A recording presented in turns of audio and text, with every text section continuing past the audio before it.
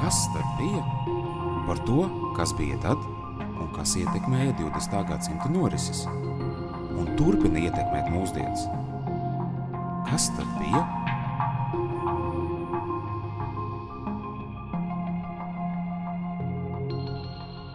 Labdien, klausītāji! Šodien raidierakstu ciklā Kas tad bija Latvijas okupācijas muzeja vēsturnieki Edvīns Evārds un Gīns Apals, labdien! Mēs runāsim par Latvijas iedzīvotāju ikdienas dzīves aspektiem nacistu okupācijas periodā, sevišķi tiesiskā un ekonomiskajā plāksnē. Raidījuma tapšanu finansiāli atbalsta Kultūras ministrija. Par saturu ir atbildīga Latvijas okupācijas muzeja biedrība. Gint, 1940. gada jūnijā Latviju okupēja Padomju Savienība, bet nacistu okupācija nāca gadu vēlāk. Kā šīs negatīvās pārmaiņas juta Latvijas iedzīvotāji, kas nevienmēr uzreiz spēja izprast politisko norišu patieso nozīmi, bet pavisam skaidri redzēja, kas notiek praksē, pārfrāzējot, kā iedzīvotāji redzēja padomju varu no ikdienas norišu viedokļa. Latvijas 20. gadsimta vēsturē parasti uzmanības centrā ir valstiskuma jautājumi. Proti, kā Latvija iegūta neatkarību, zaudēja to un atkal atguva. Pamatā ir politisko norišu vēsture.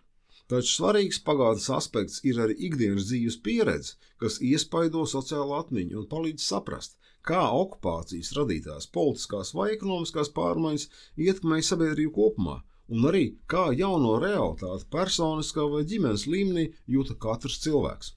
Zināms, ka Latvijas sabiedrība visumā bija apmierināta ar dzīves apstākļiem pirms okupācijas.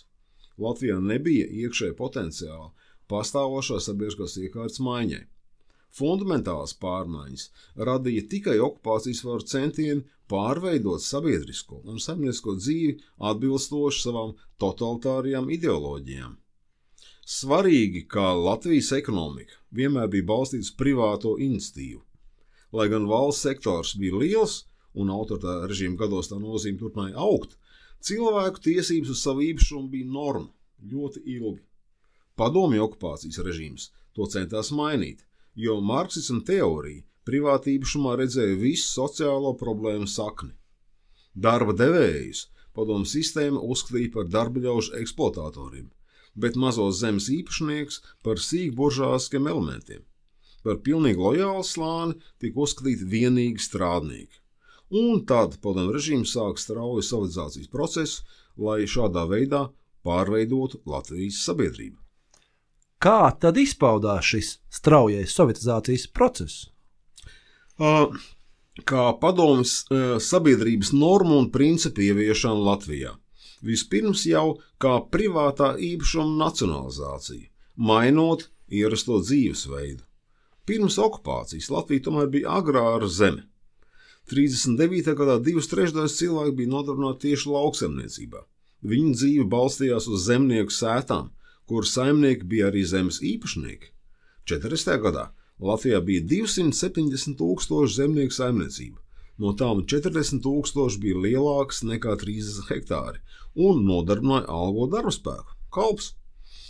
Bet jau 40. gada 22. jūlijā nelikumīgā saima pasludināja visu zemi par tautas īpašumu. Līdz ar to cilvēks zaudēja savas īpašuma tiesības un kļuva tikai par zemes lietotājiem. Nedēļu vēlāk, jau 29. jūlijā, un tas bija vēl pirms Latvijas aneksijas, Kirhenšteina valdība pieņēma likumu, kas ieskaitīja valsts zemes fondā visas platības virs 30 hektāriem.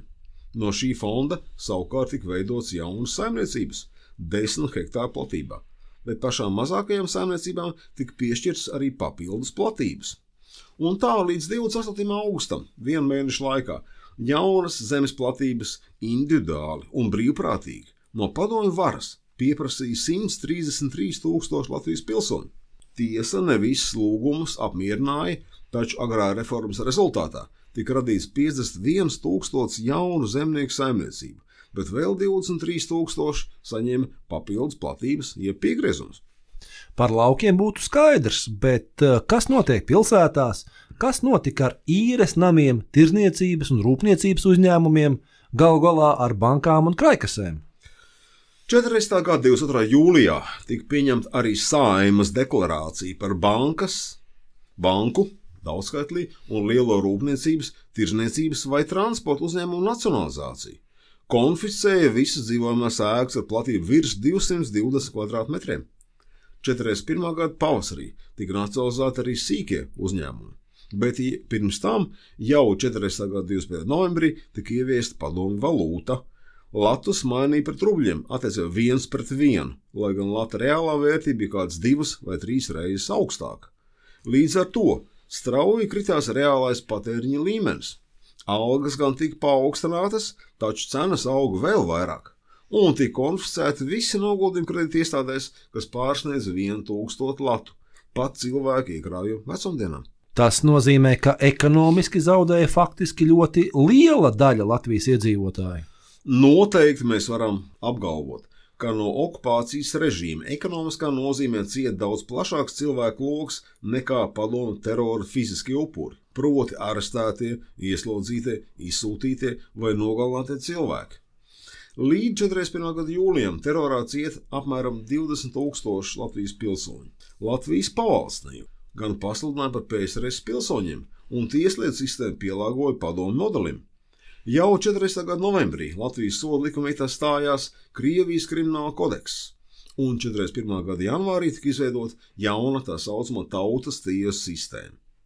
Tā gāja sovietizācija, un tomēr ir būtiski, ka sovietizācija Latvijā līdz 41. gada vasarai nebija pabeigta, jo padomju sabiedrības modelis nebija ieviests pilnībā. Laukos cilvēki dzīvoja un saimniekoja zemnieku sētās. Kolektivizācija nebija uzsākta. Jūnijā 41. gadā nacistu Vācija iebruka Padomju Savienībā un tās okupētajās Baltijas valstīs. Tas nes sev līdz citu politiku pret vietējiem iedzīvotājiem, gan sociāli, gan ekonomiski. Un mans jautājums tev būtu tāds, kā tad šī nacistu okupācija mainīja sabiedrības funkcionēšanas principus, gan ekonomiski, gan juridiski. Nacistiskā Vācija okupētajās teritorijās atšķirīgi attiecās pret dažādām cilvēku grupām. Vienai daļai Latvijas iedzīvotāju ikdienas dzīve beidzās praktiski tūlīt. Ebreji tika diskriminēti, ieslodzīti geto vai koncentrācijas nometnēs, nogalināti. Tika iznīcināts arī citas iedzīvotāju grupas. Jau 1941. gadā nacisti un vietējie kolaborācionisti noslapkoja cilvēkus ar neārstējamām psihiskām slimībām. Līdzīgi nacisti tiecās iznīcināt Latvijas romus. Bet lielākajai daļai sabiedrības bija jāiekļaujas nacistu sociāli-ekonomiskās politiskas rāmjos. Tie veidojās pakāpeniski. Sākotnēji Vācijas iestādes bija noteikušas tikai galvenos principus. Svarīgākais, ka 17. jūlijā Berlīne izdeva rīkojumu, ar kuru visus Padomju Savienības valsts īpašumus pārņēma Vācija. Tas nozīmē arī to, ka nacionalizētie Latvijas pilsoņu īpašumi tagad kļuva par Vācijas valsts īpašumu. Otrs vispārīgs princips bija tas, ka vācu iestādes 1941. gada jūlijā nolēma atcelt padomju likumus, atjaunot Latvijas normatīvo aktu darbību, ja vien tie nebija pretrunā ar Vācijas okupācijas iestāžu lēmumiem un rīkojumiem. Jā, daudziem cilvēkiem varētu šķist, ka dzīve atgriezās vecajās un normālajās sliedēs. Bet kas notika ar padomju varas nacionalizētiem objektiem? Vai tos atdeva bijušiem īpašniekiem? Patiešām repatriācijas tēma vienlaikus ar Latvijas tiesiskā statusa jautājumu bija viena no pašām svarīgākajām problēmām, ko iedzīvotāji apsprieda jaunās okupācijas apstākļos. Repatriācija gaidīja kā pašsaprotamu lietu, kā normālas lietu kārtības atjaunošanu. Nacisti var to labi zināja. Tāpēc padomju nacionalizāciju atcelšana bija paredzēta jau Ostlandes reichskomisāra Lozes 41. gada 19. augusta rīkojumā. Tas gan vēl nenozīmē konkrētu rīcību, jo vispārēja repatriācija nebija paredzēta. Bet kā tad šī nacistu vara bija paredzējusi rīkoties Latvijā? Galu galā gan pašā Vācijā, gan tās okupētajās Eiropas zemēs turpināja pastāvēt privātīpašums. Un kara ekonomikas modelis to ierobežoja, taču pilnībā neatcēla nec uzņēmējdarbību, nec tirgus ekonomikas pamatprincipus. Lai uz šo jautājumu atbildētu, ir jāskatās uz vispārējām nacistu idejām, jeb rasu teoriju, kuras paredzēja mainīt demogrāfisko stāvokli, ģermanizēt Baltiju, Latviju, bija izstrādāts nacistu partijas ģenerālplāns Ost, kas kalpoja kā politiskās vadlīnijas okupācijas iestādēm. Šādā kontekstā reichsmasārs Loze pat prātoja, ka īpašumu atdošana vēlāk apgrūtinās plānā paredzēto vienas daļas iedzīvotāju izsūtīšanu. Tādēļ nav pārsteigums, ka atsevišķos gadījumos padomju varas nodomāto, bet līdz garam nerealizēto nacionalizāciju pabeidza vācu iestādes, atsaucoties uz sagatavotajiem dokumentiem. Kara laikā saimnieciski praktiskās intereses okupācijas varai bija svarīgākas par ideoloģiskajām nostādnēm. Tā bija interesēta nacionalizēto uzņēmumu nodošanā privātpersonām, jo daudzi nacionalizētie uzņēmumi darbojās ar zaudējumiem vai vispār bija pārtraukuši darboties. Ar privatizāciju nacisti vēlējās panākt ekonomiskās aktivitātes atjaunošanos, kas sevišķi svarīgi bija laukos, turklāt būtu pat ienākumi nodokļu veidā. Jā, tā tad vispārēja reprivatizācija nenotika. Bija tikai mazāka un šaurāka privatizācija.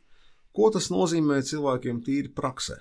1941. gada 17. oktobrī reichsmasārs Loze izdeva rīkojumu par amatniecības, sīkrūpniecības un mazumtirdzniecības jaunizveidošanu.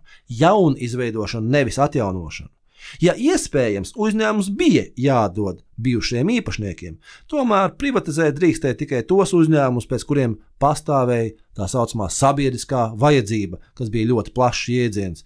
Turklāt bija arī citi nosacījumi. Īpašniekam vajadzēja būt personiski un arodnieciski piemērotam. Uzņēmums nedrīkstēja būt liels, ne vairāk kā 20 strādnieku, bija jābūt pieejamām izejvielām un tā joprojām. Vācu iestādes skaidri norādīja, ka, citāts, privatizācijas nolūks nav atjaunot bijušo īpašumu tiesisko stāvokli, bet gan tās nolūks ir vienīgi pārkārtot saimniecību uz privātsaimnieciskas iniciatīvas pamatiem. Citāta beigas. Jā, šie rīkojumi pamatā skāra uzņēmumus, bet kas tad notika ar citām īpašumu kategorijām? Šeit visuzskatāmākais piemērs ir pilsētu namīpašumu jautājums. 1941. gada 15. decembrī vācu iestādes izdeva rīkojumu par pilsētas namīpašumu pārvaldīšanu un lietošanu, ne īpašumu tiesību atjaunošanu. 42. gada maijā uz tādas pieejas trūkumiem norādīja Latviešu zemes pašpārvalde, ka nav sasniegts vēlamais rezultāts sakārtot pilsētu namus, jo bijušais īpašnieks, saprotams, nebija interesēts veikt nepieciešamos remontus. Labi, un mazumtirdzniecība, kāda situācija veidojas šajā jomā? 41. gada 16. decembrī mazumtirdzniecībai pieskaitīja restorānus, ēdnīcas, kafejnīcas un tā joprojām, bet vesela rinda uzņēmumu tipu nebija pakļauta privatizācijai. Cigarešu un alkoholisko dzērienu veikali, fabriku farau veikali, aptiekas un tā tālāk. Tāpat okupācijas iestādes kavēja lielo restorānu privatizāciju, jo tie bija izīrēti vācu firmām vai privātpersonām. Lai vispār varētu pieteikties privatizācijai, pretendentiem vajadzēja sagatavot veselu dokumentu paketi, kas bija birokrātisks šķērslis. Privatizācija nemaz netika pieļauta, ja iesniedzējs nespēja dot ieguldījumu saimniecības aktivizēšanā. Piemēram, bija vajadzīgs kredīts. Vēl lielākas problēmas sagaidīja tos bijušos īpašniekus, kam piederēja tikai uzņēmuma daļa, sevišķi tad, ja līdziepašnieks bija ebrejs. Lai atsāktu darbību esošiem daļu īpašniekiem, tad bija jāizpērt no okupācijas iestādēm šo bijušo partneru daļas. No privatizācijas pakļautiem 2262 uzņēmumiem līdz 42. gada augustam bija iesniegti tikai 962 pieprasījumi. Jā, un vai tad pie šādiem nosacījumiem cilvēki arī vēlējās saņemt atpakaļ savus bijušos īpašumus? Vēlēšanās saņemt atpakaļ savus īpašumus 41. gadā iedzīvotāju vidū bija liela, arī neskatoties uz smagajiem nosacījumiem.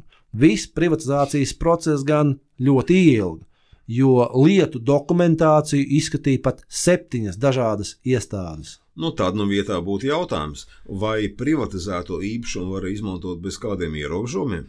Negluži. Šeit dosim tikai vienu piemēru. Vācu iestādes 42. gada janvārī informēja Lauksaimniecības ģenerāldirekciju par zemnieku tiesībām izmantot padomju laikā nacionalizētos mežus. Zemnieki gan drīkstēja bez maksas izmantot savus bijušos mežus, bet viņiem bija jāizskaidro, ka vēlākā laika posmā vācu iestādes varētu viņiem ierādīt citu meža gabalu, ja rastos tāda nepieciešamība apvienot valsts mežu masīvus. Līdzīga situācija bija ar attiecībā uz pļavām, ganībām un svarīgākais aramzemi. Šīs cita starpā bija arī viens no rīkiem, kā okupācijas vara motivēja zemniekus maksāt nodokļus un piegādāt lauksaimniecības preces paredzētajā apmērā. Jā, protams, tas bija tas kara sākuma laiks, ja, kaut kāds nacistu ilūzijas, ja, bet vai situācija mainījās, kad Vācija sāk ciest lielus zaudējumus Austrumu frontē? 1943. gada sākumā nacisti bija gatavi atkāpties no savām idejām par pilnīgu vācu dominanci okupēto teritoriju ekonomikā. 1943. gada februārī Vācija pasludināja totālo karu. 10. februārī Hitlers izdeva arī pavēli par tā saucamo Latviešu leģionu veidošanu.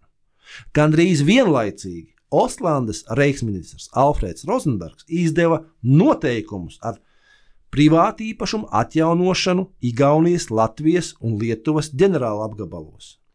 Dokumenta preambulā bija skaidri teikts, ka īpašumu atjaunošana notiek, citāts, cerībā, ka īpašnieki izpildīs no īpašuma izrietošos pienākumus. It īpaši attieksmē pret vācu kara saimniecību, citāta beigas. Atcelti gan tika vien daži privatizācijas ierobežojumi. Galvenie noteikumi par uzņēmumu darbību palika spēkā. Tā skaitā vispārējā reprivatizācija bija vien simbolisks žests. Privatizācijas tempi arī būtiski nepātrinājās. Cilvēki sarkastiski minēja, ka vajadzēs 10 gadus, lai visi saņemtu atpakaļ savus īpašumus. Daudz bijušie īpašnieki šādos apstākļos izlēma nemaz neiesniegt privatizācijas pieprasījumu, kā to 1944. gada sākumā konstatēja nacisti. Un tomēr kādi bija šie kopējie reprivatizācijas apjomi kara gados? Kuras īpašuma grupas tika privatizētas visvairāk? Vislielākā īpašuma grupa neapšaubām bija pilsētu namīpašumi, jo okupācijas varai to uzturēšana bija saistīta ar lieliem izdevumiem, bet noteiktā oficiālā īres maksa bija zema. Aptuveni 90% pilsētu namu tika reprivatizēti. Otra lielākā grupa bija zemes īpašumu reprivatizācija laukos. Līdz kara beigām reprivatizēja 24% zemnieku īpašumu. Pārējās kategorijas bija mazākas. Līdz 44. gada septembrim publicētie reprivatizēto uzņēmumu saraksti ietvēra 1306 amatniecības, 239 sīkrūpniecības uzņēmumus, kā arī 542 veikalus. Jā, tas ir par šo juridisko dimensiju. Taču kara laikā ikdienas dzīvi ietekmē arī citi faktori, un ļoti svarīgi, ka parādījās melnais tirgus.